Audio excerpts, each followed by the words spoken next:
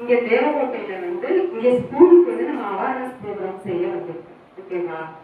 நீங்க எல்லாரும் மதியானம் சாப்பிட்டீங்களா? எங்க சாப்பிட்டீங்க? இப்ப நம்ம விஜிலன்ஸ் அவேர்னஸ் ப்ரோக்ராம், இப்ப அதை பத்தி பாப்பா நல்லா பேசுனாங்க. Super, thank you sir. இப்ப விஜிலன்ஸ் அவேர்னஸ் ப்ரோக்ராம் நம்ம எதுக்காண்டி நம்ம இதை ஏற்படுத்துறோம் அப்படின்னு சொல்லலாம். இந்த விஜிலன்ஸ் அவேர்னஸ் ப்ரோக்ராம் வந்து இந்த 1 வீக் இதை எப்படி நம்ம தேர்ந்தெடுத்திருக்காங்கன்னு பார்த்தா, சர்தார் வல்லபாய் படேல் அவர் யாரு? இந்தியாவின் இரும்பு மனிதர் என்று அழைக்கப்படுகிறார். சரிங்களா? இந்தியா வந்து 1947 சுதந்திரம் அடைந்த பிறகு சிற்றரசுகள் நிறைய நாடுகள் அங்க இந்தியாவில் இருக்காங்க.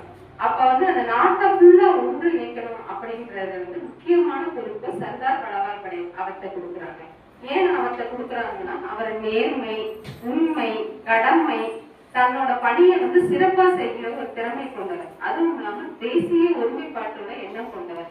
அதனால அவர்கிட்ட கொடுக்குறாங்க. அவர் கொடுத்து அவர் அதனாலதான் வந்து நிறைய தனித்தனி சிற்றரசுகளா இருந்த நாடுகளுக்குள்ள ஒன்று நினைச்சார். அதனாலதான் அவரை வந்து இந்தியாவினுடைய இரும்பு மனிதர் அப்படின்னு சொல்றாங்க சர்தார் வல்லபாய் படேல். அவரோட பிறந்த நாள் வந்து அக்டோபர் 31 அந்த தினத்தை தான் நம்ம வந்து விஜிலன்ஸ் தடுப்பு தினமா கொண்டாடுறோம். அவரை இந்தியாவின் இரும்பு மனிதர்னு சொல்றாங்களா?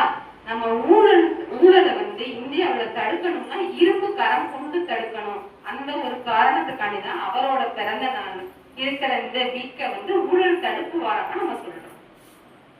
அதுக்கடுத்து வந்து 1964 லால் பகதூர் சாஸ்திரி அவர் வந்து இந்தியாவின் பிரதமரா இருந்தாங்க. சரிங்களா? அவர் பிரதமரான பிறகு இந்தியா சுதந்திரம் அடைஞ்சு பிரதமரா வராது. அந்த பிறகு இவர் நினைக்கிறாரு, நம்ம நாடு வந்து இந்த லெவல்ல வந்து முன்னேறணும், இந்த பெர்சன்டேஜ் வரணும்னு நினைக்கிறாரு. ஆனா அவர் எதிர்பார்த்த அளவுக்கு நாடு வந்து முன்னேறல. அதுக்கு காரணம் என்ன அப்படின்னு சொல்லி கேட்கும்போது பாத்தீங்கன்னா, நிறைய 1964 அவர் பிரதமரா இருந்த காலத்துல இருந்து விஜிலன்ஸ் கமிஷன் அப்படின்னு சொல்லி கொண்டு வந்து விஜிலன்ஸ் வந்து ஒவ்வொரு பிரிவா கொண்டு வந்திருக்காங்க. சரிங்களா? இப்ப நாங்க வந்து நீங்க சின்ன குழந்தைங்க தானே, உங்களுக்கு எதுக்கு நாங்க விஜிலன்ஸ் பத்தி தெரிஞ்சுக்கணும் அப்படின்னா, நீங்க வந்து கண்டிப்பா நாட்டினுடைய இப்ப இஸ்ரோலாம் பார்த்தோம், நீங்க பேப்பர் கட்டிங் சார் கொடுத்தாங்க, அதுல பார்த்தேன். அதுல வந்து நிறைய அப்ரிசியேட் பண்ணியிருக்காங்க.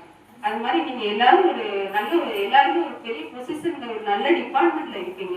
அப்படி இருக்கும்போது எப்பயுமே வந்து இளமையின் கண்ணே ஏன் சொல்றாங்க, 5 வளையாதது 50 வளையுமா? வளையாது.